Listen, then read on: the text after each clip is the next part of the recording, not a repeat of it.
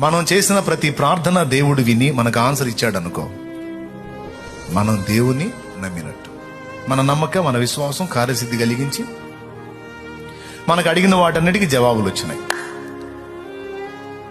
మనం అడిగిన వాటికి జవాబులు రాకపోగా దెబ్బ మీద దెబ్బ తగులుతున్నట్టు, ఏబు ఇంట్లో కలిగినట్టు వరుస శ్రమలు కలిగినాయి అనుకో, దాని అర్థం ఏంటో తెలుసా? నువ్వు దేవుణ్ణి నమ్మలేదని కాదు, నువ్వు నమ్మావు. అయినా శ్రమలు వస్తున్నాయి, అయినా ఇబ్బందులు వస్తున్నాయి, అయినా దెబ్బ మీద దెబ్బ తగులుతుంది. ఎందుకని? నేను దేవుణ్ణి నమ్మక ఇట్లా వస్తుందంటే, లేదు నమ్మావు.